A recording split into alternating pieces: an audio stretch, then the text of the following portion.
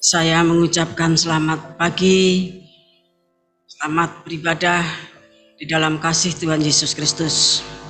Salam damai sejahtera bagi kita semuanya. Adapun tema pemberitaan firman Tuhan pada pagi hari ini adalah proses menjadi GPA Sakti Sugih Suci. GPA itu singkatan dari Generasi Pemenang Abadi atau tim dari The Man from the East. Ya. GPA itu pelaksana keputusan Tuhan pada akhir zaman di bawah pimpinan Satrio Piningit dari Indonesia. Dan di atas semuanya pasti dipimpin oleh Tuhan Yesus Kristus, firman Allah dan Roh Kudus. Pelaksanaan keputusan Tuhan pada akhir zaman atau juga pelaksanaan kegerakan besar akhir zaman adalah suatu pekerjaan yang maha berat untuk ukuran manusia sebagai teman sekerja Tuhan, seperti yang dinyatakan dalam 1 Korintus 3 ayat 9 ya. GPA bekerja di tengah-tengah dunia yang sedang dipamungkas. GPA bekerja di tengah-tengah Mesabu. Ya, pembukaan 7 meterai, peniupan 7 sangkakala, dan pencurahan 7 bokor murka Allah. Namun GPA itu bergerak di dalam suasana Gosen, bukan Gosen yang di Mesir, tetapi ya di dalam suasana penggembalaan, Gembala Agung, penggembalaan kitab Wahyu ya. Kemudian GPA juga bergerak di bawah pimpinan tiang api dan tiang awan yang memimpin dan melindungi siang malam. Karena dahsyatnya dan beratnya pekerjaan kegerakan besar akhir zaman, maka Tuhan Yesus Kristus membayar harga mahal. Tuhan Yesus Kristus menanggung semuanya.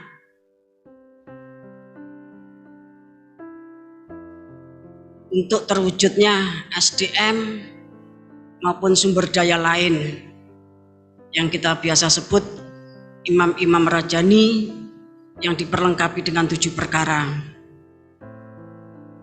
Tuhan Yesus Kristus mati di kayu salib dan dengan darahnya dia membeli manusia goyim dari tiap-tiap suku, bangsa, kaum dan bahasa untuk menjadi GPA yang sakti, sugih dan suci. Jadi tanpa kematian Tuhan Yesus Kristus, tanpa korban Kristus, tidak ada GPA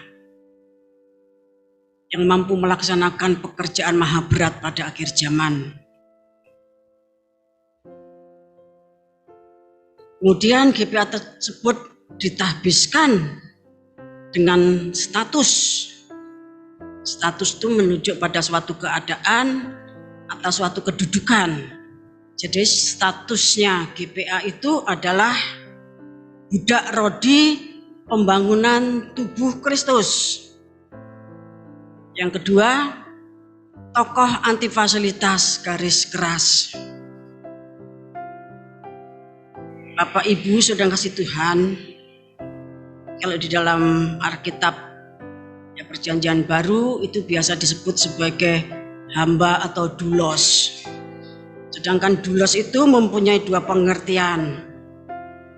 Yang pertama itu doulos itu hamba, atau bahasa Inggrisnya servant, ya.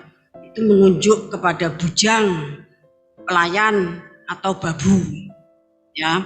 Kemudian doulos itu arti yang kedua adalah budak, atau bahasa Inggrisnya slave, ya, slave. Itu budak, bekerja keras. Budak atau slave itu artinya ya pertama budak, kemudian dia tuh harus bekerja keras. Kemudian arti selanjutnya dia tuh membanting tulang, memeras keringat dalam pekerjaannya. Di bawah perintah yang keras. Ya, di bawah perintah yang keras.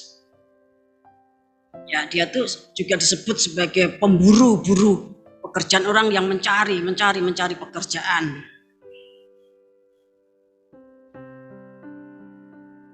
Predikat budak rodi pembangunan tubuh Kristus dan tokoh anti fasilitas garis keras merupakan suatu proses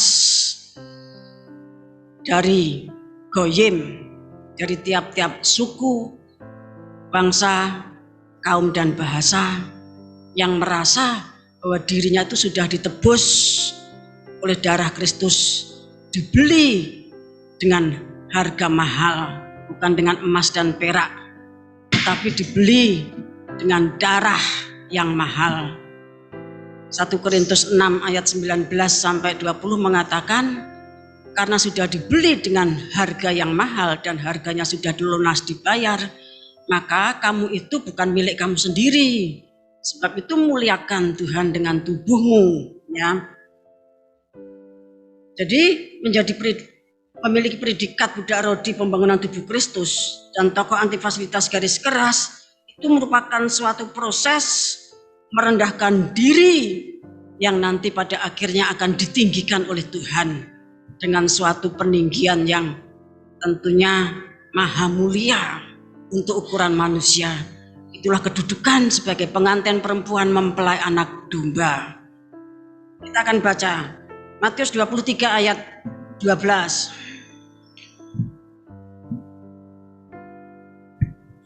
Matius 23 ayat 12. Dan barang siapa meninggikan diri, ia akan direndahkan.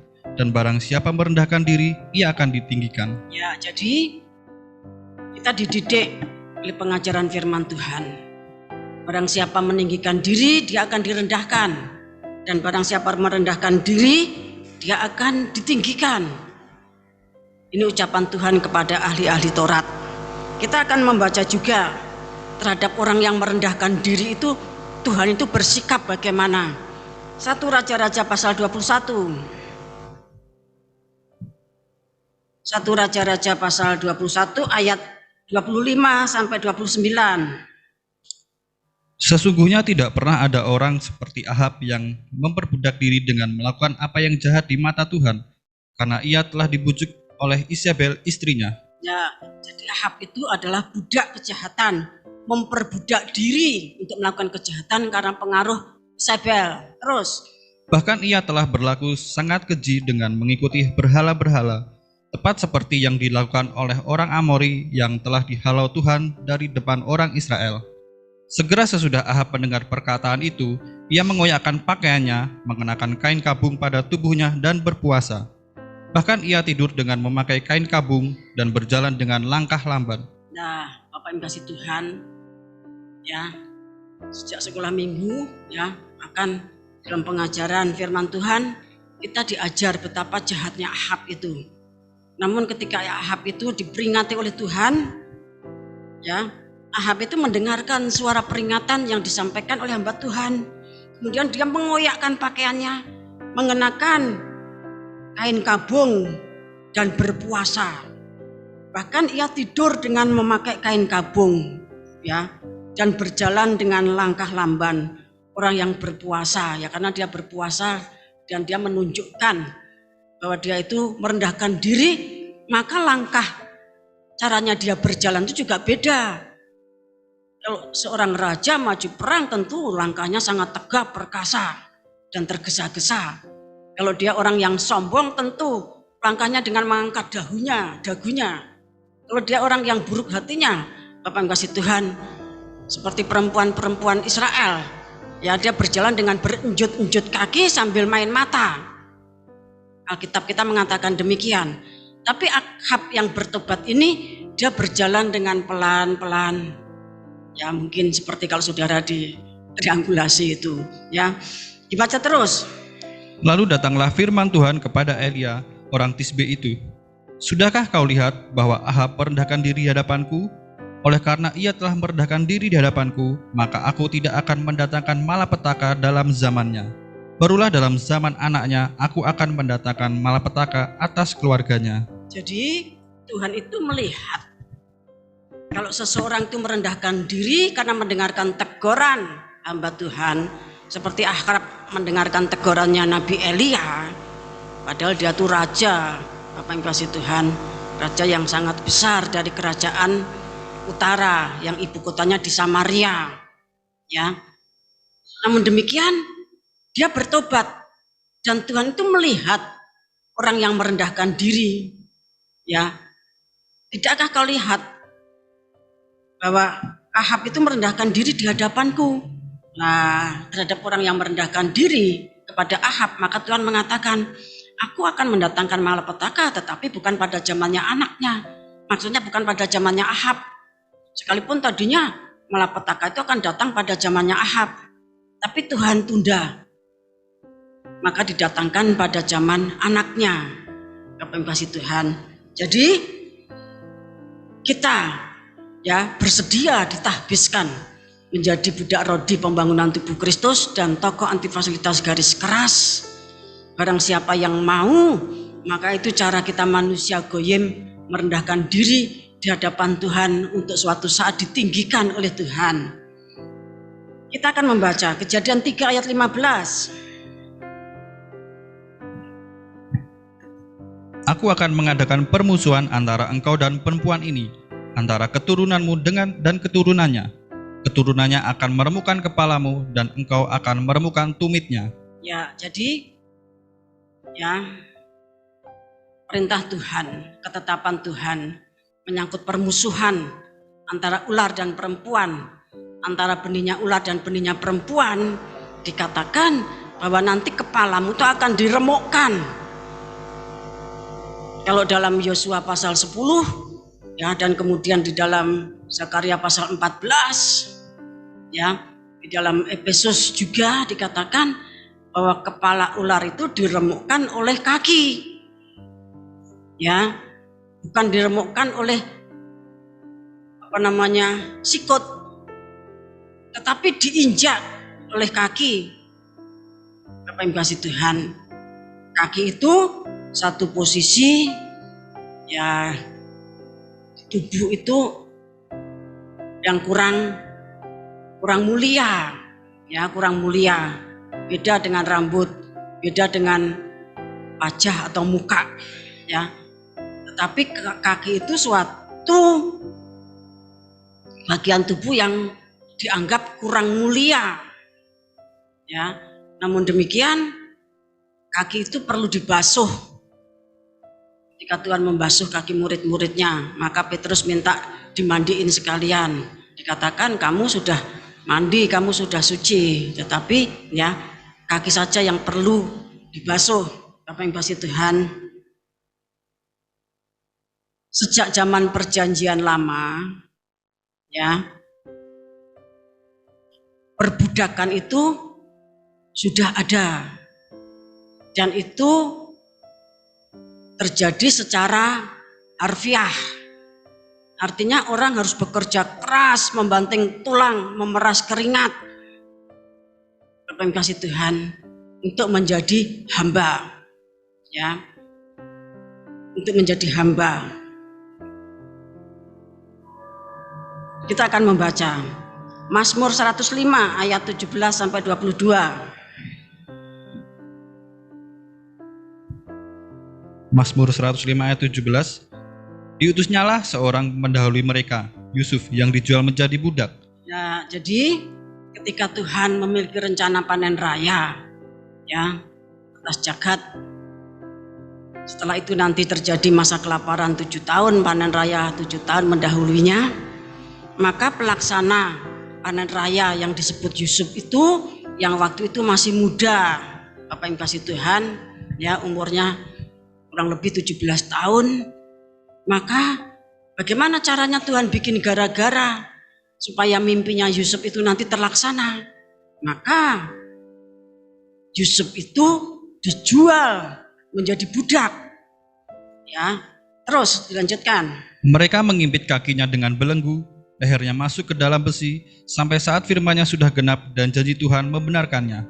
Raja menyuruh melepaskannya, penguasa bangsa-bangsa membebaskannya. Dijadikannya dia tuan atas istananya dan kuasa atas segala harta kepunyaannya, untuk memberikan petunjuk kepada para pembesarnya sekehendak hatinya dan mengajarkan hikmat kepada para tua-tuanya. Ya, seorang yang tadinya dijual sebagai budak, kemudian Tuhan melakukan MP3 masa, ya, untuk dia itu dididik, diajar, ditempa, dibentuk, digembleng untuk menjadi tuan, wakil raja atau perdana menteri kalau sekarang begitu. Suatu negara yang ada perdana menterinya, ya, maka perdana menteri itu lebih berkuasa dari ratu atau raja atau presidennya, Bapak yang kasih Tuhan. Namun demikian prosesnya Yusuf itu adalah menjadi budak,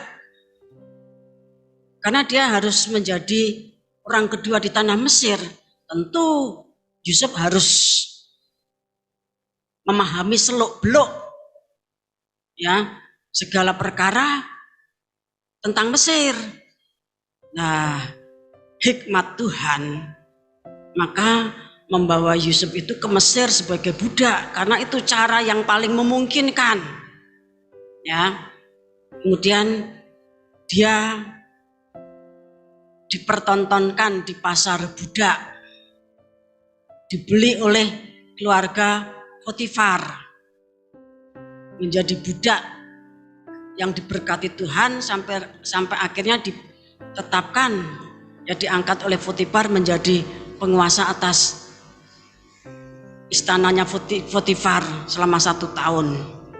Bapak yang kasih Tuhan, seizin Tuhan, Yusuf yang adalah budak di rumahnya Potifar tadi mengalami proses. Tujuannya apa? Tuhan punya tujuan supaya Yusuf itu masuk penjara. Penjaranya para pejabat Mesir, sehingga di dalam penjara tersebut Yusuf itu berusaha memahami, belajar segala macam seluk-beluknya Mesir. Dia belajar tentang, ya, badan legislatif, karena di sana ada orang-orang legislatifnya Mesir. Dia memahami bagaimana badan eksekutifnya Mesir, bagaimana yudikatifnya Mesir itu, karena di sana para pejabat-pejabat tersebut dipenjara. Dia belajar sambil berbuat baik melayani para pejabat tersebut. Akhirnya Yusuf memahami semua seluk-beluk, ya, tentang Mesir. Apa yang kasih Tuhan? Itu cara Tuhan mempersiapkan Yusuf. Apa yang kasih Tuhan? Kemudian setelah genap waktunya, maka katakan, ya, raja menyuruh melepaskannya dan diangkat menjadi tuan atas istananya dan kuasa atas seluruh harta benda kepunyaan Raja Mesir. Bahkan dia mengajarkan hikmat makrifat, ya, kepada tua-tua Mesir. Bapak yang kasih Tuhan, jadi selama pemenjaraannya Yusuf itu, dia itu belajar seluk-beluk Mesir, dia juga belajar seluk-beluk ketuhanan, belajar tentang Allahnya, tentang Yahweh. Orang yang belajar dan mendekat kepada Tuhan itu disebut orang yang bermakrifat, ya. Maka Tuhan memberikan pengetahuan atau hikmatnya kepada Yusuf. Terima kasih Tuhan. Kemudian sampai zaman perjanjian baru, ya, perbudakan itu masih berlanjut. Mari kita akan baca 1 Timotius pasal 6.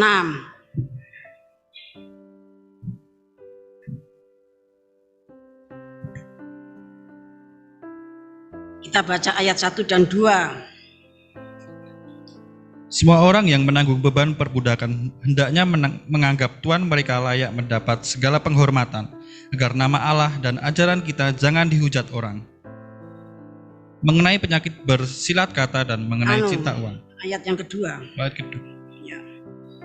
Jika Tuhan mereka jika Tuhan mereka seorang percaya, janganlah ia kurang disegani karena bersaudara dalam Kristus, melainkan hendaklah ia dilayani mereka dengan lebih baik lagi, karena Tuhan yang menerima berkat pelayanan mereka ialah saudara yang percaya dan yang kekasih. Ya, jadi Bapak Ibu Tuhan, zaman perjanjian baru, gereja mula-mula, ya, perbudakan itu masih sangat banyak sekali. Nah, di sini Bapak Ibu kasih Tuhan, ya, kepada jemaat atau orang-orang yang dilayani Timotius, Rasul Paulus itu memberikan nasihat. Para budak, orang yang menanggung beban perbudakan, ini tampaknya dia sudah menerima jalan Tuhan, menerima Injil. Tapi tuannya masih belum menerima Injil.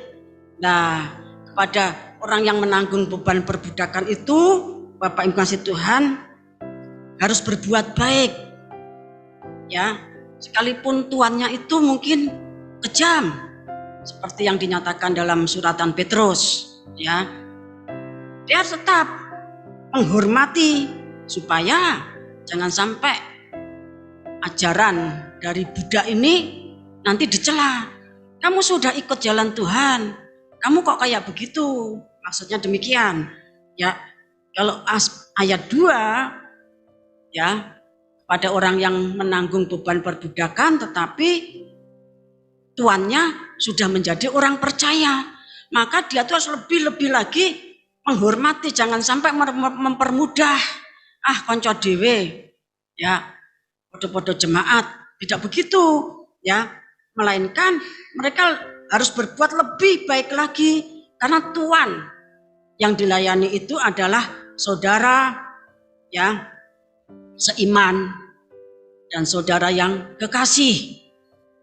Bapak Ibu kasih Tuhan, sampai abad permulaan, abad pertengahan, itu perbudakan itu masih sangat banyak sekali. Dan dari budak-budak tadi banyak yang menjadi Kristen, yang menerima Injil. Kalau kita baca 1 Korintus pasal 12 ayat 13, kita baca Kolose 3 ayat 11, ya, budak itu posisinya di dalam tubuh Kristus itu sama, ya, sama-sama tubuh Kristus, sama-sama menerima firman Tuhan, sama-sama satu roh. Demikian suratan Korintus, ya, 1 Korintus 12 ayat 13 dan Kolose 3 ayat 11. Bahkan sampai akhir zaman ini, Bapak Ibu kasih Tuhan, ya, tetap ada perbudakan itu, bahkan semakin menjadi-jadi dan semakin beragam bentuknya dan beragam namanya. Kalau kita membaca, ya, Wahyu pasal 6 ayat 15, maka para budak dari elit global itu dia nanti dibawa serta ikut masuk bunker pada saat meterai yang ke-6 dibuka. Ya, kalau kita membaca Wahyu pasal 18 ayat 13, mari dibaca.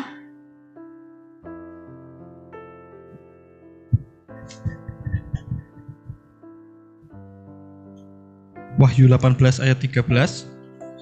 Kulit manis dan rempah-rempah, wangi-wangian, mur dan kemenyan, anggur, minyak, tepung halus dan gandum, lembu sapi, domba, kuda dan kereta, budak dan bahkan nyawa manusia. Ya, jadi di dalam supermarket besar, pasar besar internasional, apa yang kasih Tuhan, ya, pasar global itu ada juga dijual per budak-budak, tapi tentu terselubung dengan nama yang keren, dengan nama yang dimodifikasi sehingga tampaknya menarik hati Bapak Ibu kasih Tuhan, dan tidak menimbulkan kecurigaan. Tetapi pada intinya Alkitab mengatakan budak pun dijual di dalam pasar besar dari perempuan sundal Babel. Ada pada akhir zaman ini, bahkan sejak zaman purba pun juga sudah ada manusia tuh yang rela menjual nyawanya menjadi budak iblis untuk mendapatkan kekayaan, untuk mendapatkan pangkat, untuk mendapatkan kecantikan awet muda, rela menjadi budaknya iblis. Bahkan banyak juga orang yang menjadi hamba uang. Ya, suratan 2 Timotius pasal 3 itu dikatakan manusia akhir zaman ini banyak yang menjadi hamba uang atau budaknya uang. Bahkan Bapak kasih Tuhan, akhir-akhir ini pun ada yang disebut manusia itu menjadi budaknya cinta. Ya, menjadi budaknya cinta. Sehingga dikatakan bucin. Ya, Bapak Ibu kasih Tuhan. Jadi perbudakan itu ada dan semakin beragam dan semakin menjadi-jadi pada akhir zaman ini. Nah, memahami beratnya kegerakan besar akhir zaman dan pemeteran Israel, Bapak Ibu kasih Tuhan, kita akan melihat bahwa itu pasti terjadi karena itu sudah dinubuatkan. Bahwa kegerakan besar itu berat. Kegerakan besar itu bukan sekedar berat, maha berat untuk kita umat manusia. Tetapi Tuhan Yesus itu sudah berkorban untuk terwujudnya semuanya tadi. Ya, kalau kita membaca Wahyu pasal 5, ya, singa Yehuda, anak domba yang tersembelih, ya, itu dia dengan darahnya membeli manusia dari tiap-tiap suku, kaum, bangsa, dan bahasa menjadi imamat rajani. Jadi menjadi manusia belian, ya, manusia yang dibeli. Kita akan membaca Yesaya pasal 41. Kita baca ayat 5 sampai 7. Pulau-pulau telah melihatnya dan menjadi takut. Ujung-ujung bumi pun menjadi gemetar. Mereka datang dan makin mendekat. Yang seorang menolong yang lain dan berkata kepada temannya, "Kuatkanlah hatimu." Tukang besi menguatkan hati tukang emas, dan orang yang memipihkan logam dengan martil menguatkan hati orang yang menempa di atas landasan. Ia berkata tentang patrian itu baik, lalu menguatkannya dengan paku-paku sehingga tidak goyang. Ya, ya, beratnya beban gerakan besar akhir zaman, apalagi pemeterian Israel, Bapak Ibu kasih Tuhan, maka tim dari manusia yang dari timur, team of men from the east, di situ dikatakan, ya, mereka datang dan makin mendekat. Yang seorang menolong yang lain, berarti orang itu butuh pertolongan, dan berkata kepada temannya, "Kuatkanlah hatimu." Ayat 7 dikatakan, ya, lalu menguatkannya dengan paku-paku sehingga tidak goyang. Beratnya beban yang harus ditanggung tim yang dari timur itu membuat, ya Bapak Ibu kasih Tuhan, tim itu perlu dikuatkan, tim itu perlu ditopang. Ya, beratnya tugas pelayanan tim dari timur, dia tuh bagaikan memikul beban tabut perjanjian, ya, dan semua benda-benda tabernakel yang harus dipikul. Bapak Ibu kasih Tuhan, ada mezbah korban bakaran, ada meja roti sajian, ada pelita emas, ada mezbah dupa, dan tabut perjanjian itu semuanya dipikul, ditaruh di bahu. Dan perjalanannya itu menjalani padang gurun bangsa-bangsa. Kalau dulu orang Israel menjalani padang gurun dari Mesir sampai Kanaan, tetapi akhir zaman ini yang disebut padang gurun itu padang gurun bangsa-bangsa. Yeskiel pasal 20, ya, mengatakan demikian. Yeskiel 20 ayat 35. Kita itu hidup di padang gurun bangsa-bangsa. Artinya seluruh dunia ini menjadi padang gurunnya bangsa-bangsa.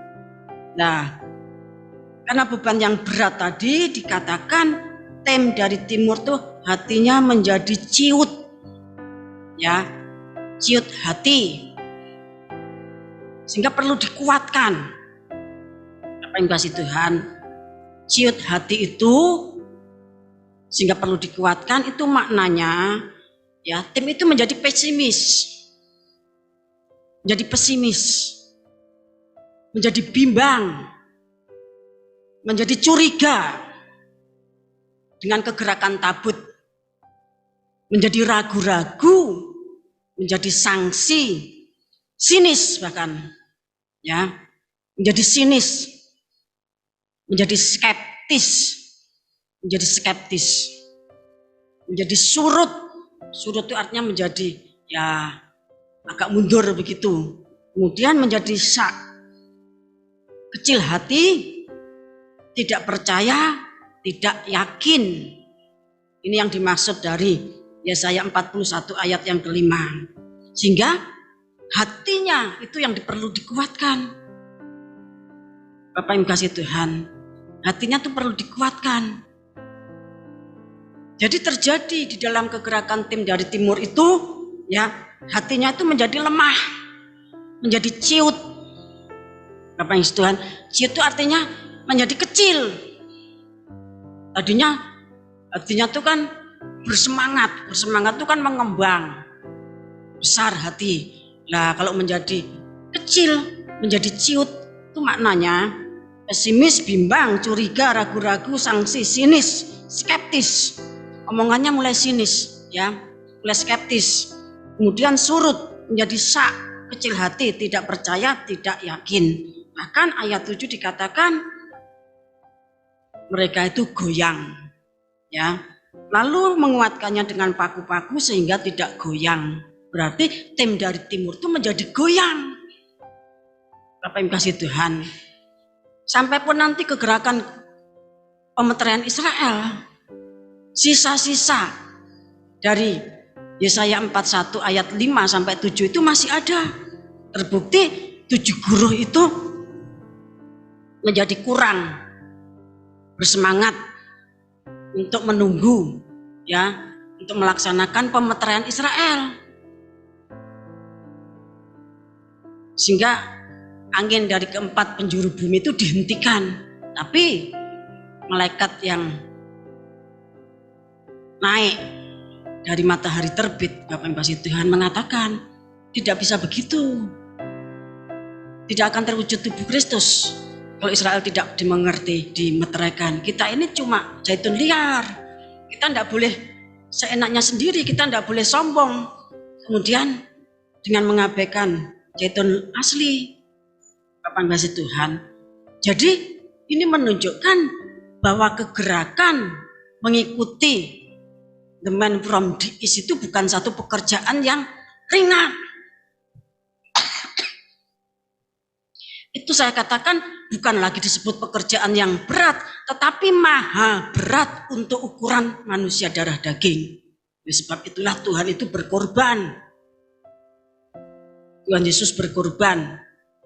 Dan tahbisan kita itu dipertaruhkan, ditaruh di atas korban Kristus. Tahbisan kita itu disandarkan kepada korban Kristus. Bapak yang kasih Tuhan,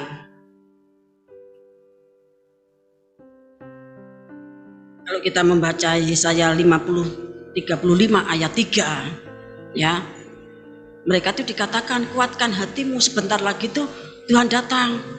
Ketika kita sedang melaksanakan kegerakan besar akhir zaman pemeterian Israel itu, Tuhan itu belum datang.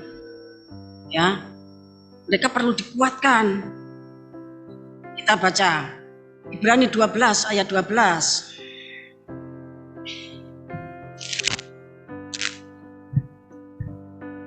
Sebab itu kuatkanlah tangan yang lemah dan lutut yang goyah. Dan luruskanlah jalan bagi kakimu, sehingga yang pincang jangan terpelecok, tetapi menjadi sembuh. Ya, tapi kasih Tuhan, kalau kita membaca Ibrani pasal 12 itu, judulnya nasihat supaya bertekun di dalam iman. Bertekun dalam iman itu artinya setia sampai akhir. ya, setia sampai akhir di dalam Tuhan Yesus Kristus, di dalam Nasar, ya, sebagai full timer, menjadi anggota hierarki, menjadi anggota tim dari timur, karena prosesnya memang sangat berat. Kalau orang itu sudah hatinya menjadi kecil atau nyalinya menjadi ciut, ya seperti yang saya katakan tadi, Bapak Ibu kasih Tuhan, ya, kita akan melihat suatu nubuatan, dan ini suatu kenyataan bahwa pelayanan penjagoan Zaitun asli itu bukan pekerjaan ringan. Kita akan baca Yehezkiel pasal 3.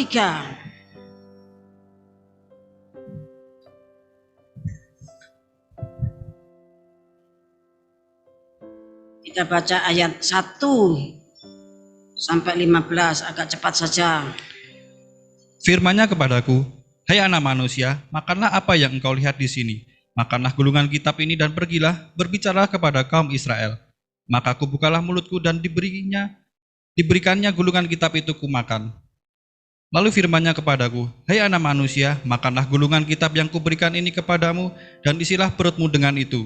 Lalu aku memakannya dan rasanya manis seperti madu dalam mulutku. Firman-Nya kepadaku, hai anak manusia, mari, pergilah dan temuilah kaum Israel dan sampaikanlah perkataan-perkataanku kepada mereka.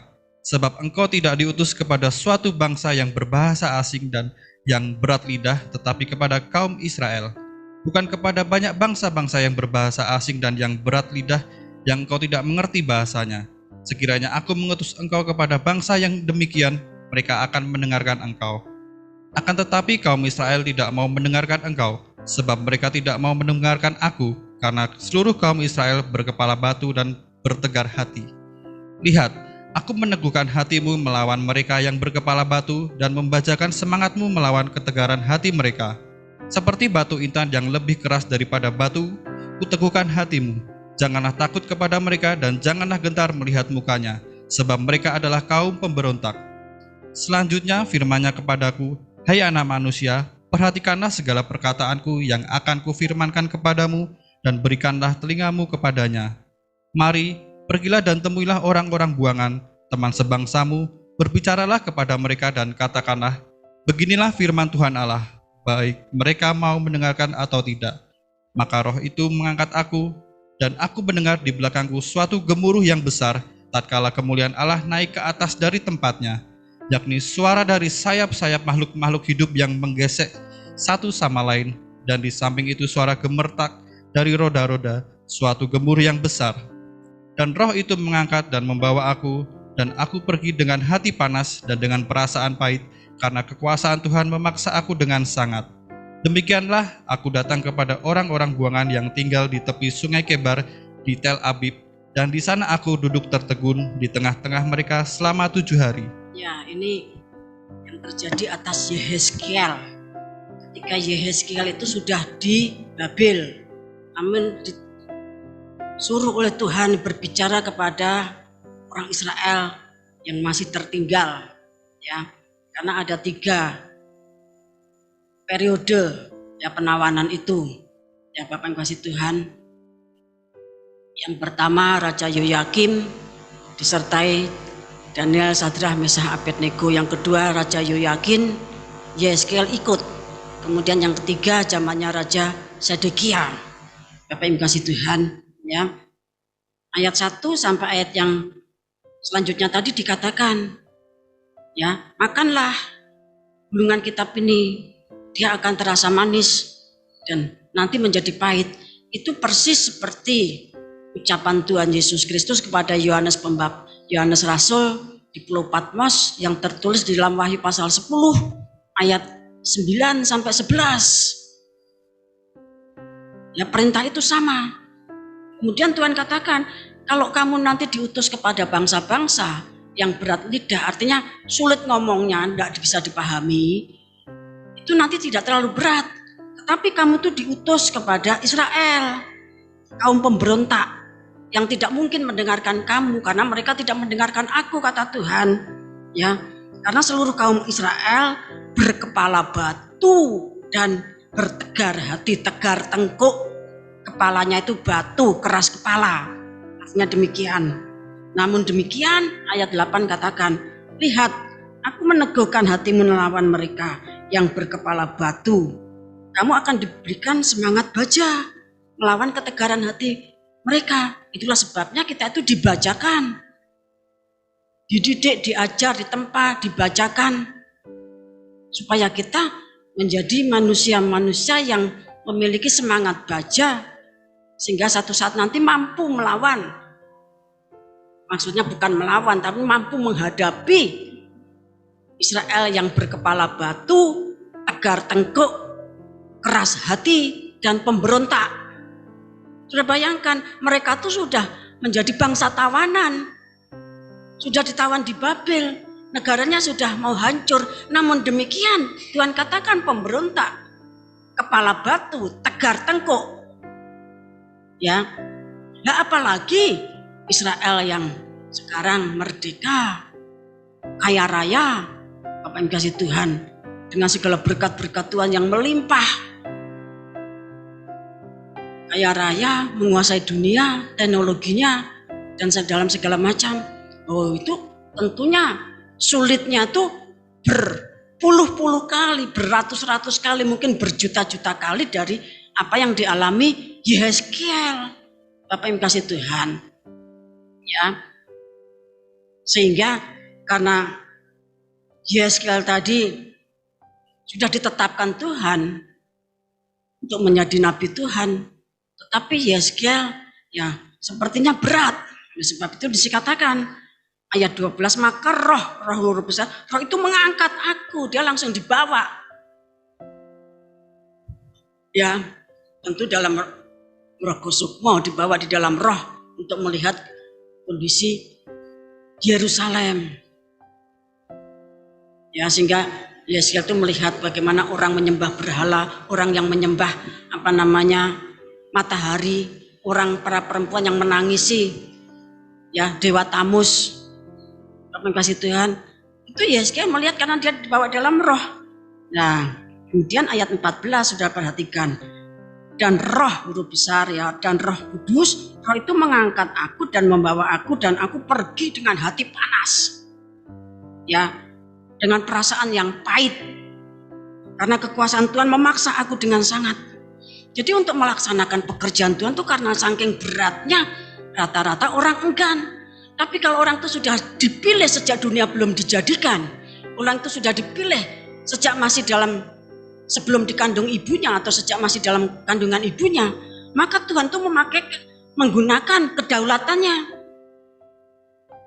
Tuhan itu berdaulat atas seluruh ciptaannya. Ada pujian bahwa Tuhan itu berdaulat atas hidupku, tapi tidak tahu maksudnya Tuhan itu berdaulat. Kalau Tuhan itu berdaulat atas kehidupan kita umat manusia, maka Tuhan itu punya hak penuh, punya kekuasaan penuh atas hidup kita. Tuhan punya hak untuk memaksa. Sehingga dikatakan pekerjaan Tuhan itu kadang-kadang dipaksakan, sehingga disebut kerja paksa, sehingga disebut kerja rodi. Terima kasih Tuhan. Di sini katakan, maka ketika Yehezkiel itu ngerogosok, itu hatinya tuh panas, marah, dan pahit. Pahit itu artinya penuh dengan perasaan yang tidak enak. Ya, ayat 15, demikianlah aku datang kepada orang-orang buangan yang tinggal di tepi sungai Kebar. Bapak yang kasih Tuhan. Ya, dalam kasus ini dia tuh mendatangi orang buangan yang ada di tepi sungai Kebar. Tapi dalam kasus yang lain dia dibawa ke Yerusalem. Nah, karena hatinya tadi panas, pahit, karena dipaksa oleh Tuhan. Ya, di sana aku duduk tertegun di tengah-tengah mereka selama 7 hari. Tertegun itu bahasa Inggrisnya stunned, ya. Itu artinya lidahnya tuh seakan-akan lumpuh. Basa Jawane kami tenggengen, nggak bisa apa-apa, ya.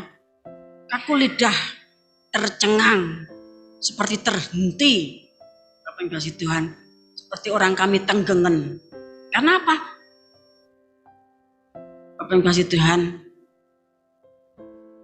ya ketika dia dibawa, orang-orang yang di tepi Sungai Kebar, ya entah melihat entah tidak, karena rohnya kan dibawa tadi. Bapak yang kasih Tuhan, dia tidak bisa langsung berbuat apa yang dikehendaki Tuhan, tapi dia tuh duduk tertegun sampai selama 7 hari.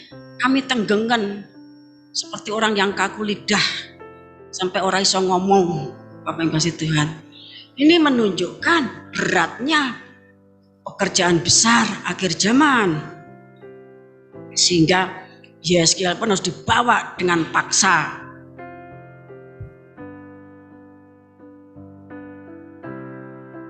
Jadi sebagai manusia kita harus sadar bahwa Tuhan itu punya kedaulatan penuh atas seluruh ciptaannya. Tuhan punya kedaulatan penuh, ya, punya kekuasaan tertinggi, kedaulatan dan punya kekuasaan tertinggi atas seluruh makhluk ciptaannya, bahkan atas seluruh ciptaannya. Matahari, bulan, bintang itu harus takluk kepada Tuhan, ya. Sungai sampai laut terus takluk kepada Tuhan, binatang, pohon-pohonan, ya, gunung, semuanya takluk kepada Tuhan. Kalau Tuhan perintahkan meledak, meletus, meletus. Kalau Tuhan perintahkan tsunami, tsunami. Kalau perintahkan kilat, menghancurkan orang fasik, ya itu akan dijalankan. Nah demikian juga Tuhan itu punya kedaulatan penuh atas manusia. Kedaulatan itu kekuasaan tertinggi yang dimiliki seorang raja, ya, atau presiden. Tuhan, dia itu raja di atas segala raja. Kita akan membaca Keluaran pasal 4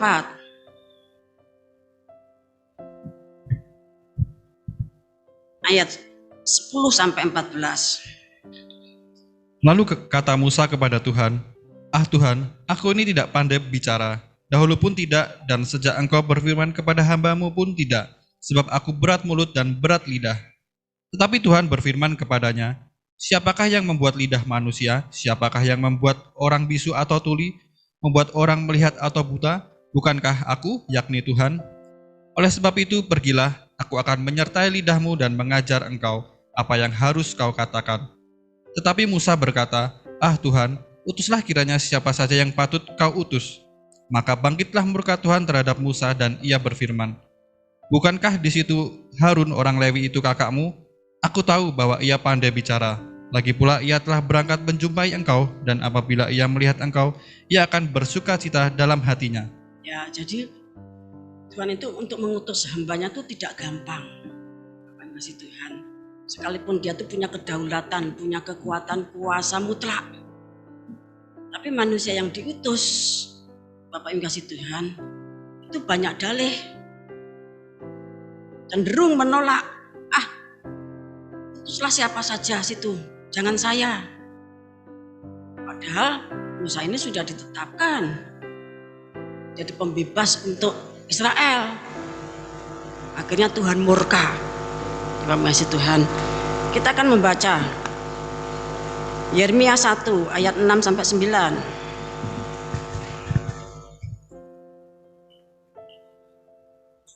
Maka aku menjawab, "Ah Tuhan Allah, sesungguhnya aku tidak pandai berbicara, sebab aku ini masih muda." Tetapi Tuhan berfirman kepadaku, "Janganlah katakan, aku ini masih muda, tetapi kepada siapapun engkau utus, haruslah engkau pergi, dan apapun yang kuperintahkan kepadamu, haruslah kau sampaikan. Janganlah takut kepada mereka, sebab aku menyertai engkau untuk melepaskan engkau." Demikianlah firman Tuhan. Lalu Tuhan mengulurkan tangannya dan menjamah mulutku. Tuhan berfirman kepadaku, "Sesungguhnya aku menaruh perkataan-perkataanku ke dalam mulutmu."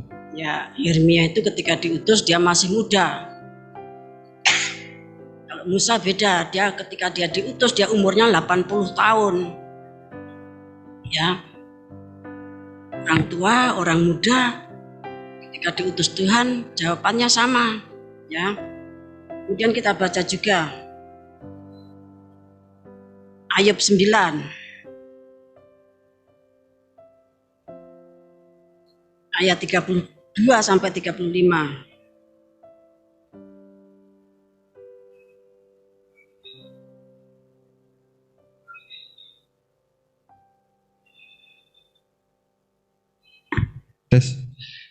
Karena dia bukan manusia seperti aku, sehingga aku dapat menjawabnya, mari bersama-sama menghadap pengadilan.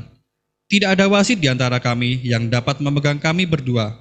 Biarkanlah ia menyingkirkan pentungnya daripadaku, dan jangan aku ditimpa kegentaran terhadap dia. Maka aku akan berbicara tanpa rasa takut terhadap dia, karena aku tidak menyadari kesalahanku. Ya, ketika Ayub itu juga harus diproses oleh Tuhan. Sementara Ayub merasa bahwa dia tuh orang salah, kok moro-moro aku dipentungi, aku dihukum seberat ini. Ya, kan tentu Ayub itu tidak diberitahu ujiannya, bahwa dia tuh diizinkan karena dia baik, saleh. Dia dipamerkan sama Tuhan kepada iblis. Perbincangan antara Tuhan dan iblis kan tentunya Ayub tidak diberitahu. Kalau diberitahu kan Ayub sudah senang, ya toh. Nah, kemudian dia mengatakan, ya, bahwa dia tuh hanya manusia, sedangkan Tuhan itu kan bukan manusia. Dan di dalam masalahnya Ayub sama Tuhan itu tidak ada wasit yang menentukan siapa yang salah, siapa yang benar, siapa yang menang, siapa yang kalah. Itu pikirannya Ayub, ya. Dan Ayub itu memohon, biarlah ia menyingkirkan pentungnya daripadaku, jangan aku ditimpa kegentaran terhadap dia. Kalau seorang hamba Tuhan ditetapkan dalam suatu tugas atau jabatan, apalagi menyangkut jabatan tugas yang berat, kadang-kadang daging manusia itu ya tentu ada rasa capek, mungkin takut, mungkin apa seperti yang dirasakan Yeskiel. Tapi Tuhan itu mengutus malaikatnya membawa pentung untuk menggebuki orang yang tidak mau pergi melaksanakan tugasnya. Tapi kasih Tuhan, ya. Kemudian kita akan baca juga KPR pasal 26 ayat 14.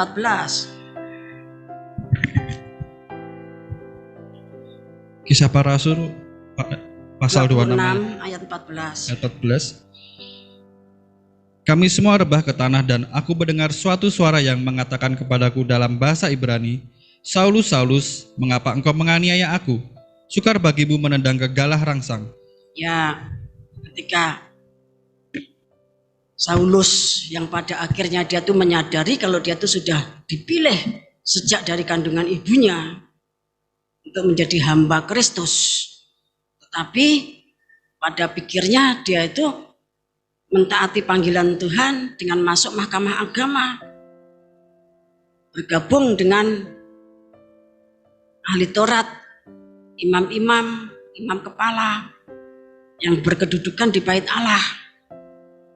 Kasih Tuhan.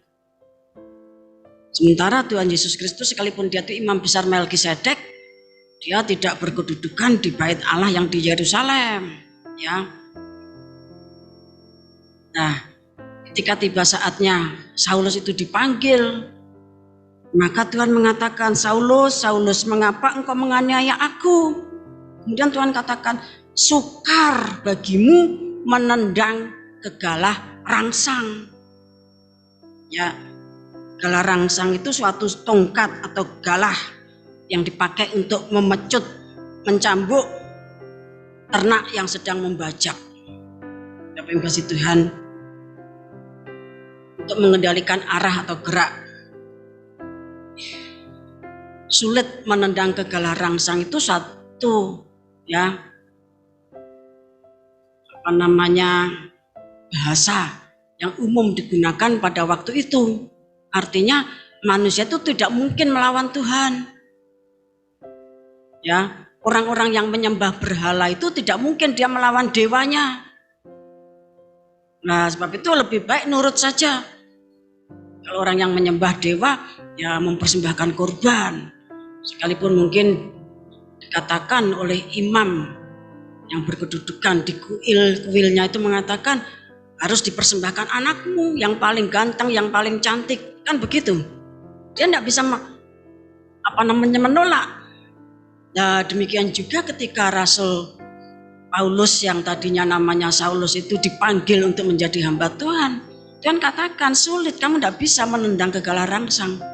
Menendang kehendak Tuhan itu tidak bisa. Ya.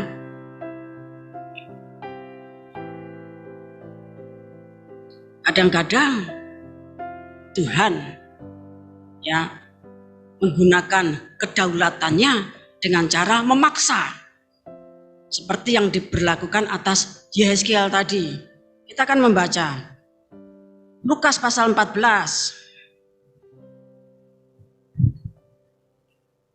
ayat 21 sampai 23.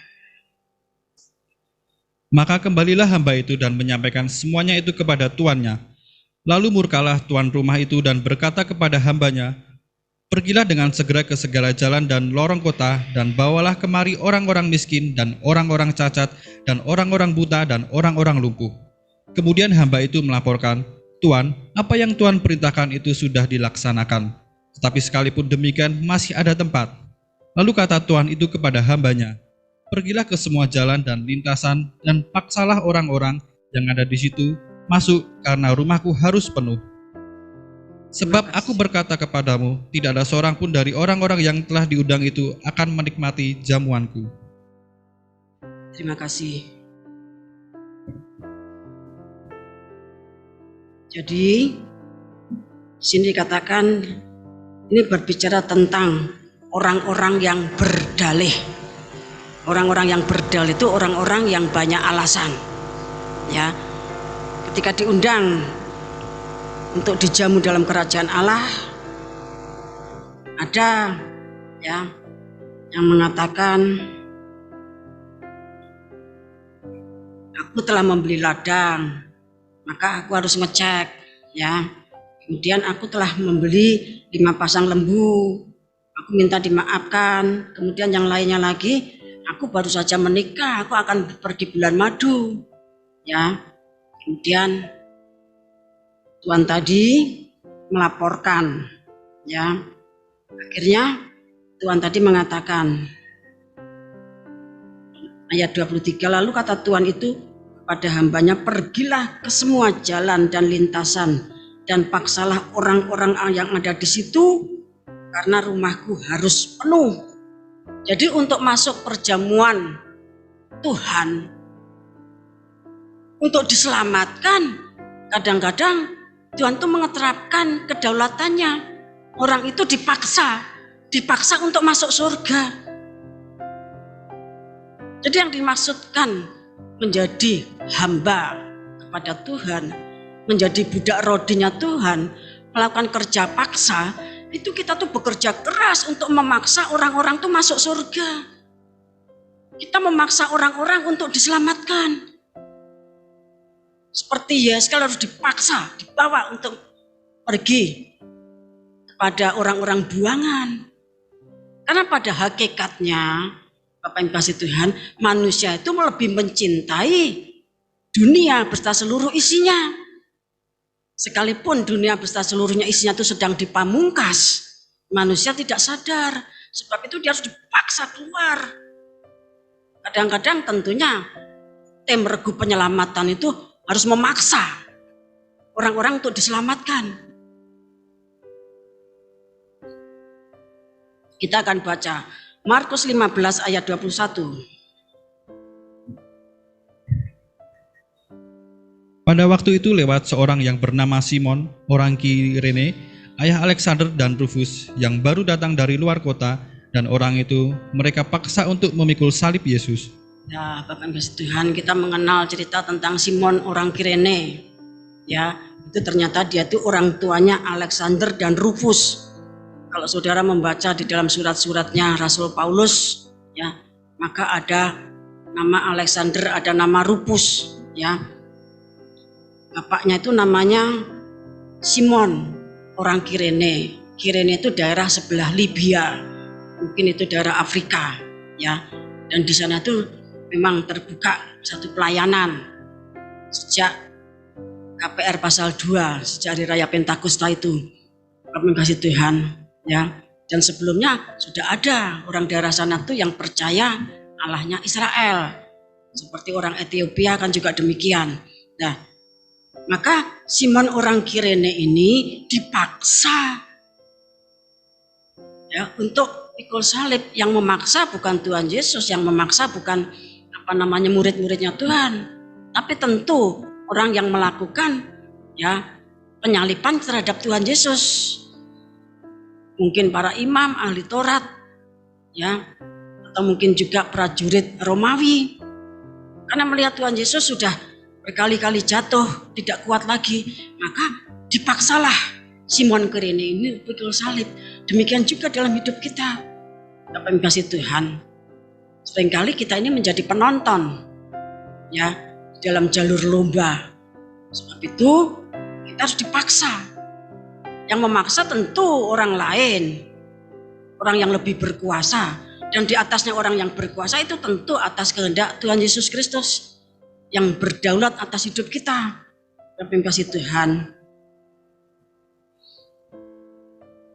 Jadi kalau Tuhan itu melakukan satu kerja rodi, kerja paksa, Bapak yang kasih Tuhan, itu bukan untuk satu hal yang membinasakan, bukan untuk satu hal untuk meremehkan, merendahkan, menghancurkan kita. Karena ada ayat mengatakan Tuhan itu tidak punya rencana ya yang buruk, tetapi rencananya itu selalu rencana yang penuh dengan kemuliaan dan damai sejahtera. Tidak ada rencana buruk atas kita manusia. Wong dia mati untuk kita, tetapi untuk menggiatkan seseorang tuh mau, itu harus dipaksa ya. Contoh-contoh, jadi kiranya sudah cukup ya. Itulah yang dimaksudkan dengan kerja paksa di dalam Tuhan Yesus Kristus. Dan itu pun tidak diterapkan atas semua orang. Tidak diterapkan atas semua orang, Bapak Ibu kasih Tuhan. Ya. Tidak diterapkan atas semua orang. Nanti kita akan melihat ya. Kemudian kita akan melihat bagaimana realisasi atau penerapan proses menjadi budak rodi pembangunan tubuh Kristus dan tokoh anti fasilitas garis keras itu realisasinya itu pada zaman akhir ini bagaimana. Kita akan melihat Matius pasal 11.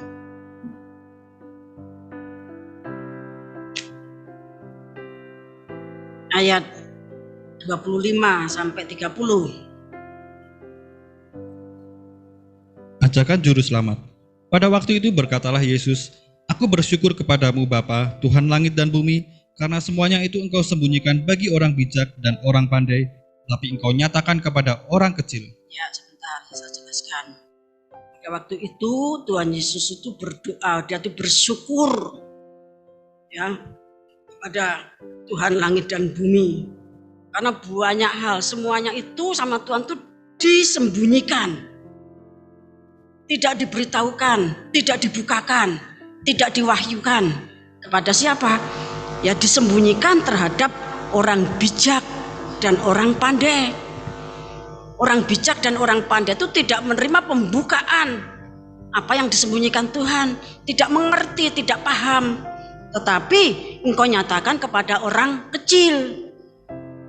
Orang kecil itu bukan cuma orang kecil fisiknya. Kalau orang Israel kan rata-rata ya gede dhuwur.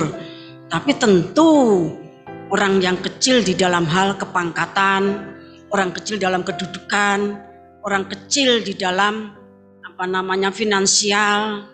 Kalau bosone saiki ngene ya wong melarat, ya. Orang yang melarat, orang miskin, ya. Seperti khotbah di bukit itu kan rata-rata Tuhan itu berbicara kepada orang miskin. Kalau imam-imam kepala ahli Taurat kan dia menjadi apa?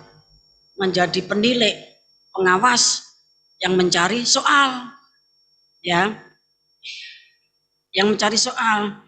Nah, Bapak yang kasih Tuhan, banyak rencana Tuhan itu yang dibuka kepada orang kecil, ya, tetapi kepada orang yang merasa diri bijak dan pandai, dia tidak memahami. Ayo dilanjutkan. Ya Bapa, itulah yang berkenan kepadamu. Semua telah diserahkan kepadaku oleh Bapakku, dan tidak seorang pun mengenal anak selain Bapa, dan tidak seorang pun mengenal Bapa selain anak, dan orang yang kepadanya anak itu berkenan menyatakannya. Marilah kepadaku semua yang letih lesu dan berbeban berat, aku akan memberikan kelegaan kepadamu. Pikulah kuk yang kupasang dan belajarlah kepadaku, karena aku lemah lembut dan rendah hati, dan jiwamu akan mendapat ketenangan. Sebab kuk yang kupasang itu enak dan bebanku pun ringan. Terima kasih.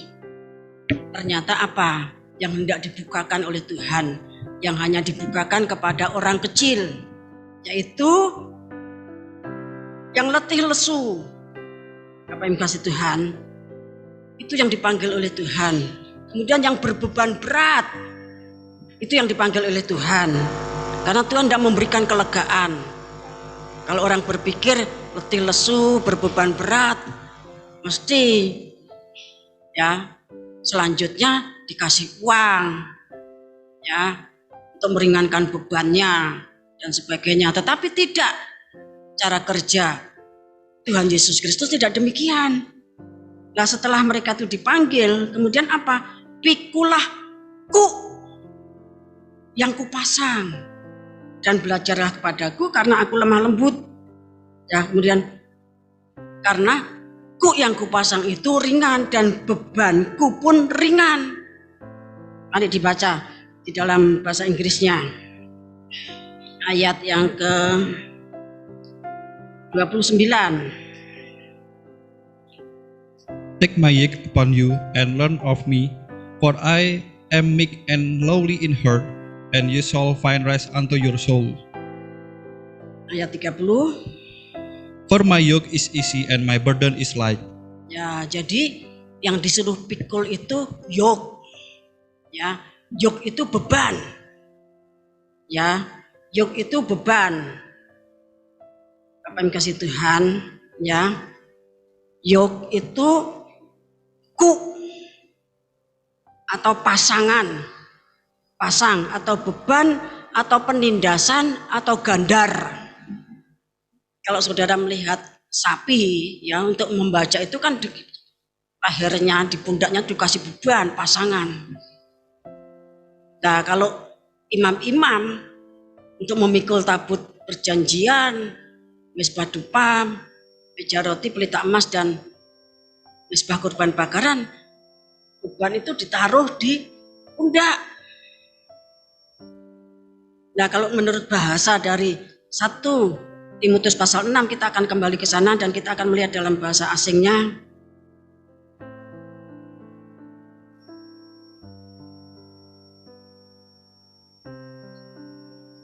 Satu Timotius pasal 6 ayat yang ke-1.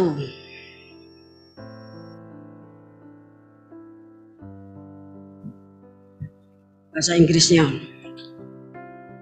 Let as many servants as are under the yoke count their own masters worthy of all honors, that the name of God and his doctrine be not blasphemed. Ya, jadi beban perbudakan. Berarti beban menjadi hamba. Ya. Itu bahasa asingnya yoke. Ya. Tadi sudah saya katakan itu artinya ku atau pasangan, pasang yang dipasangkan. Itu beban, itu penindasan atau gandar. Ya. Ini bicara tentang panggilan untuk menjadi budak rodi pembangunan tubuh Kristus. Jadi Matius 11 ayat 25 sampai yang ke 30 itu satu panggilan untuk memikul beban. Ya, yoke. Ya, beban atau gandar atau penindasan tadi. Ya. Panggilan untuk menjadi budak rodi pembangunan tubuh Kristus. Dan rahasia ini hanya dibukakan kepada orang-orang kecil. Orang bijak, orang pandai itu sulit untuk menerima rahasia tersebut. Ya ora enek nek wong sugih ya. Wong pinter kemudian suruh jadi budak itu yang ndak ada yang mau. Oleh sebab itu tidak dibukakan rahasianya kepada orang bijak dan orang pandai. Dibukakan kepada orang-orang kecil. Ya wis pancene cilik ora duwe apa-apa, apa yang kasih Tuhan melarat pisan. Lah sama Tuhan dipanggil. Ayo menjadi budakku, jadi kerja neng aku, kata Tuhan gitu, menjadi hambaku. Nanti tak bayar, ya, ada upahnya. Orang percaya saja ada upahnya. Ibrani 11 ayat 6, ya. Bapak Ibu kasih Tuhan.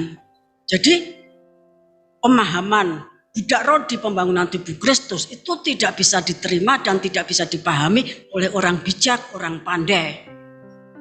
Karena memang hanya dibukakan kepada orang-orang kecil. Selayaknya lah orang kecil itu yang memikul kuk Tuhan, yang menjadi hamba.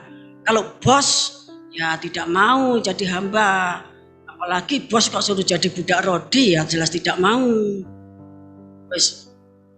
Bos ya titelnya dhuwur, ya tidak mau Bapak Ibu itu. Tapi kalau orang itu merasa kecil, ya maka dia akan dengan sukacita, dengan rela hati menjadi hamba kepada Tuhan, menjadi budaknya Tuhan, menjadi budak rodi yang rela menanggung gandar, pikulan atau kuk. Kalau bahasanya sekarang begitu, menanggung 9 penderitaan salib. Kita akan baca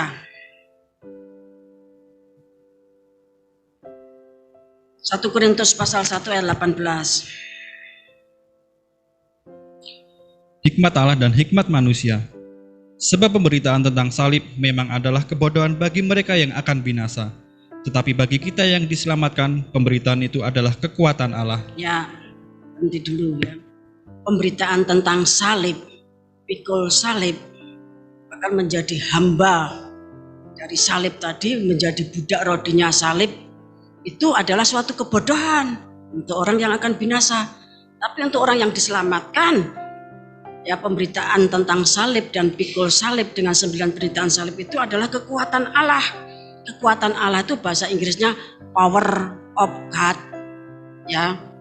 Kalau bahasa Yunaninya dunamis, kuasa, kekuatan Allah, seperti KPR 1 ayat 8. Nah, kekuatan Allah itu bahasa Yunaninya dunamis, itu artinya ability.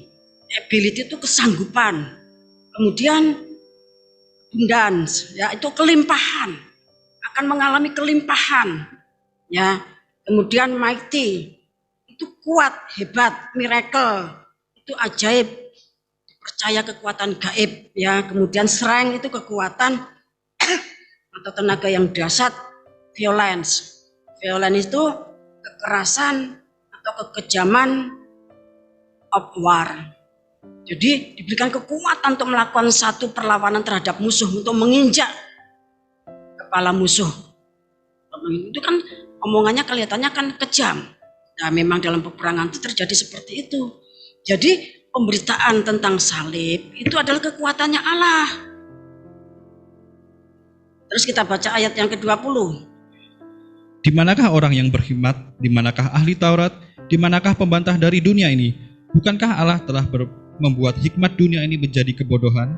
Ya, jadi di sini Tuhan tuh mencari, menanyakan melalui Rasul Paulus, orang-orang yang menganggap pemberitaan tentang salib itu suatu kebodohan. Mereka itu siapa? Di manakah orang-orang berhikmat? Mereka itu adalah orang-orang yang berhikmat, tentunya hikmat dunia.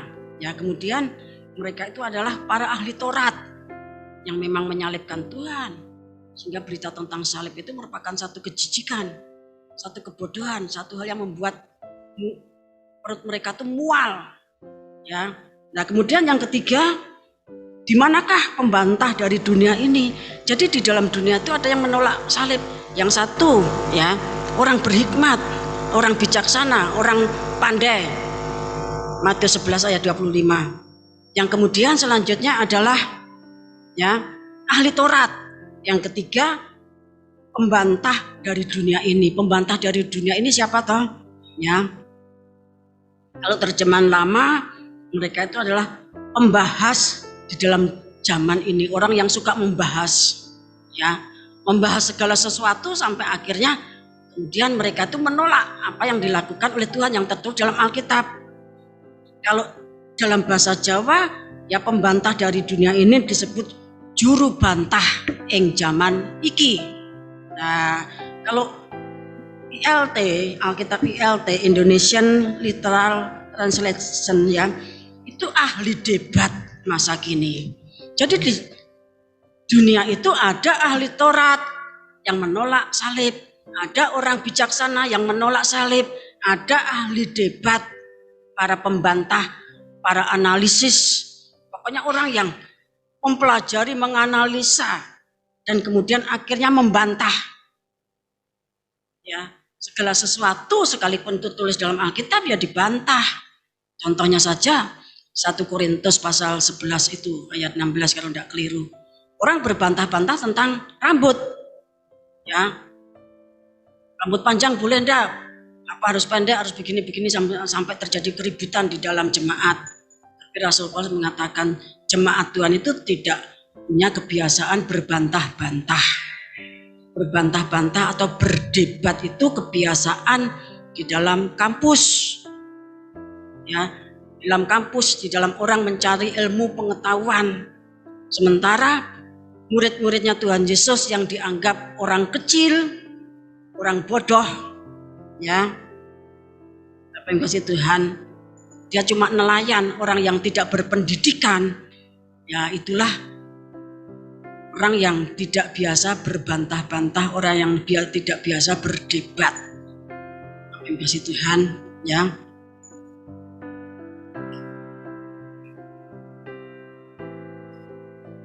Jadi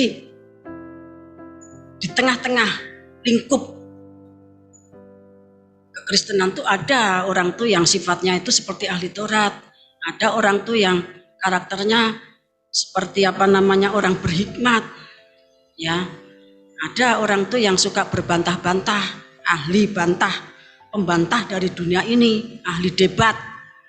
Nah, jemaat Tuhan tidak punya kebiasaan berdebat tentang firman Tuhan. Orang kecil yang tidak berpendidikan, seperti yang dikatakan dalam Kisah Para Rasul, ya, pasal 4 ayat 13 kalau tidak salah ya.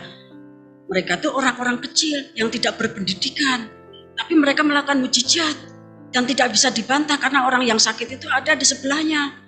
Nah, Bapak Ibu kasih Tuhan, pada zaman dahulu terjadi kelompok-kelompok seperti ini. Pada zaman akhir apa tidak ada? Oh, tentunya semakin banyak dan semakin menyebar dan semakin bervariasi. Bapak Ibu kasih Tuhan. Tetapi kita orang kecil, Bapak Ibu kasih Tuhan, dan yang tidak berpendidikan, ya, sekalipun saudara STH, MTH, doktor, tapi untuk memahami perkara surgawi kita tuh tidak ada apa-apanya. Ya, kita ini tidak ada apa-apanya, pengertian kita tuh kurang untuk memahami hikmat Allah, pengertian kita itu kurang untuk memahami kekuatan Allah. Nah, sebab itu biarlah kita merendahkan diri menjadi orang kecil yang mau pikul salib, menjadi budak rodi. Dalam hal apa? Bukan bekerja membangun jalan dari Anyar Panarukan seperti zamannya Dandeles, bukan. Kita kerja keras melayani Tuhan, kita kerja keras pikul salib. Hari-hari kita itu dipakai untuk pikul salib. Itu namanya budak rodi kepada salib, budak rodi kepada Tuhan Yesus Kristus. Nah, kalau kita sudah mau menjadi budak rodi, nanti Tuhan itu akan mengajarkan. Matius 11 ayat 25 sampai 30 tadi. Belajarlah kepadaku. Nanti kamu akan diajar. Pada saat pikul salib itu kamu harus lemah lembut. Kamu harus merendahkan hati. Kalau kita mengeraskan hati tegar tengkuk berkepala batu kayak orang Israel, ya nanti Tuhan menyelamatkan orang Israel melalui masa-masa yang berat. Bapak Ibu kasih Tuhan, ya. Kemudian kita akan langsung baca ayat 24.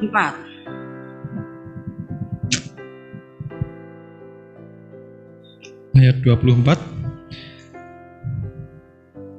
Tetapi untuk mereka yang dipanggil baik orang Yahudi maupun orang bukan Yahudi, Kristus adalah kekuatan Allah dan hikmat Allah. Ya, kalau tadi ayat 18 bahwa pemberitaan tentang salib itu adalah kekuatan Allah.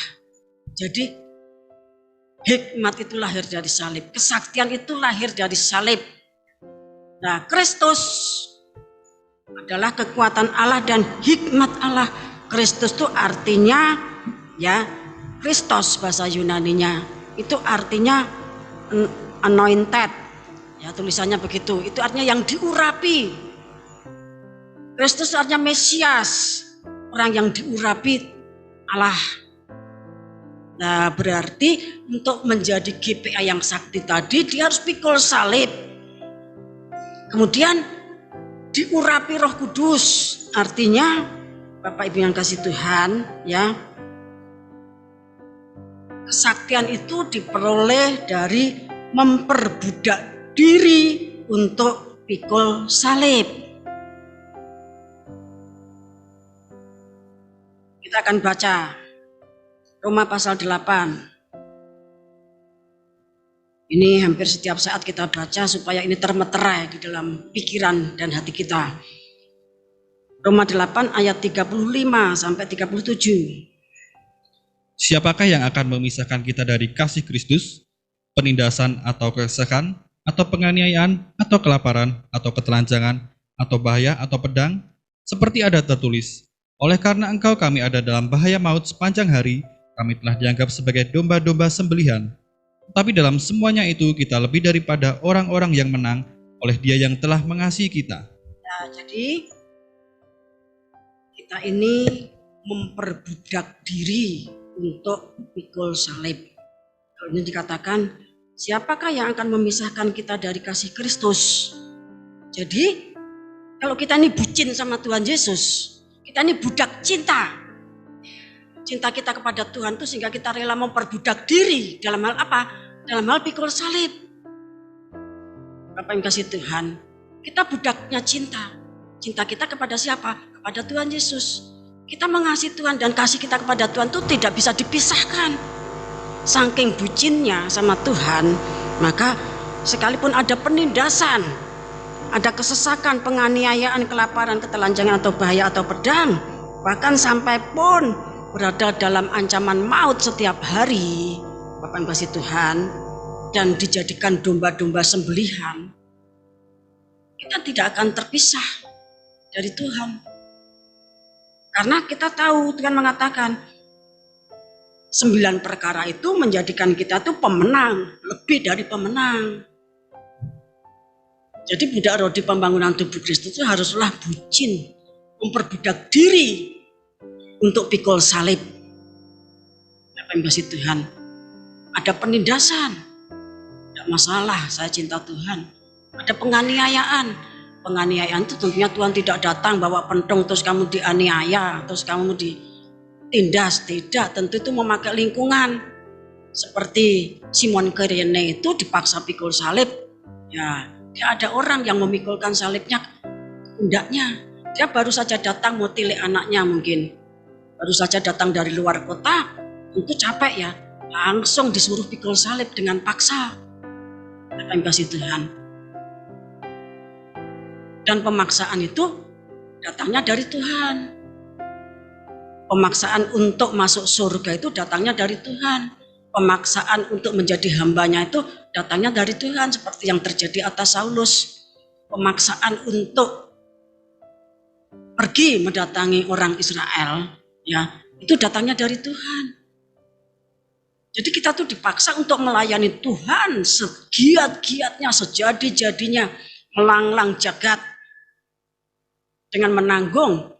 Mungkin nanti di daerah ini kita mengalami penindasan, di daerah sini kita ada aniaya, di daerah sini kita ada ditelanjangi, di daerah sini mungkin kita kelaparan, di negara ini mungkin kita dipermalukan, di negara ini mungkin Bapak yang kasih Tuhan sepertinya kita terancam maut. Nah, itu yang dimaksudkan dengan perbudakan, memikul kuk Tuhan, yoke, ya, beban. Nah, Kristus itu yang diurapi untuk menjadi sakti. Terus pikul salib yang kedua harus diurapi Roh Kudus. Artinya hidup dalam sembah, doa, puasa, meditasi, dan syafaat. Kadang-kadang harus berdoa dan berpuasa. Kita baca Injil Matius pasal 17.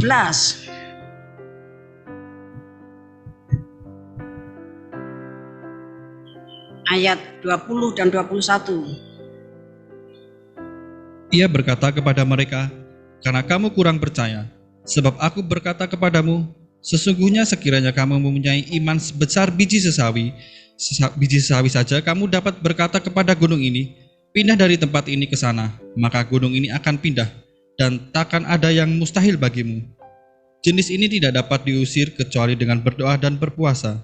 Ya, jadi ada ya, di dalam berdoa itu kalau sulit didoakan ya berarti kita harus berdoa dan berpuasa. Bapak yang kasih Tuhan. Jadi kesaktian GPA yang sakti itu karena dia itu menjadi budak. Rela menjadi budak setiap hari pikul salib, menanggung 9 penderitaan salib. Nah, jadi Bapak yang kasih Tuhan, kalau kita tuh menghadapi sesuatu masalah, sepertinya kita tuh kok sangat teraniaya, kita tuh kok sangat ditindas lingkungan, kita tuh kok sepertinya dipermalukan, menjadi lapar, ada ancaman, dan sebagainya 9 penderitaan salib tadi, itu adalah yoke, ya, perbudakan yang Tuhan terapkan.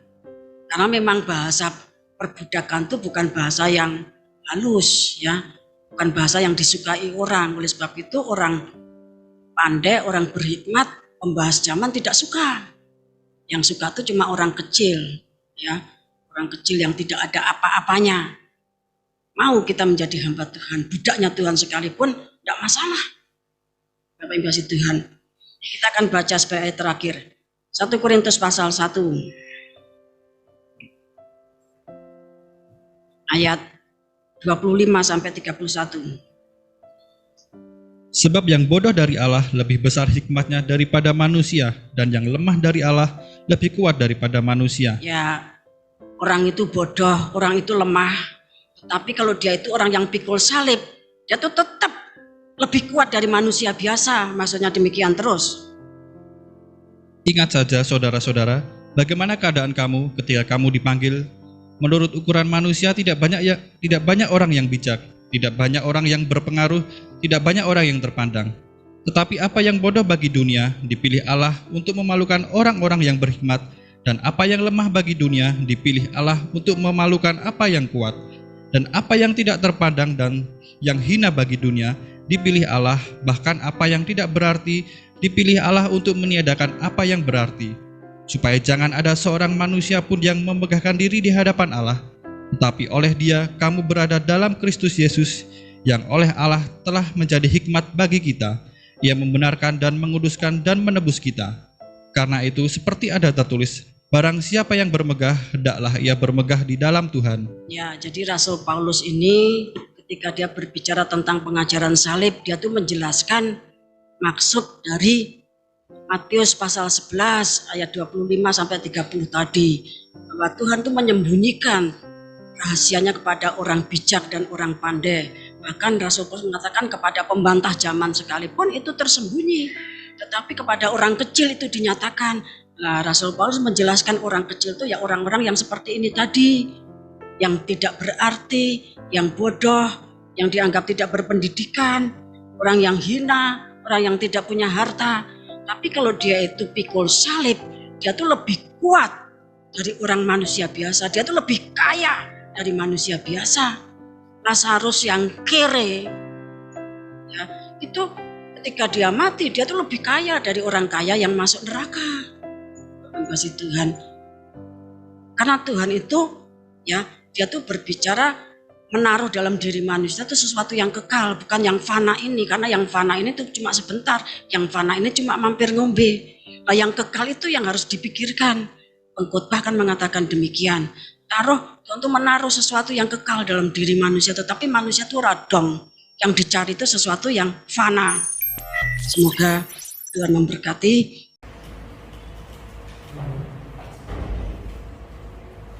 Saya mengucapkan selamat pagi, selamat beribadah di dalam kasih Tuhan Yesus Kristus. Salam damai sejahtera bagi kita semuanya. Adapun tema pemberitaan firman Tuhan pada pagi hari ini adalah proses menjadi Sakti, Sugih, Suci.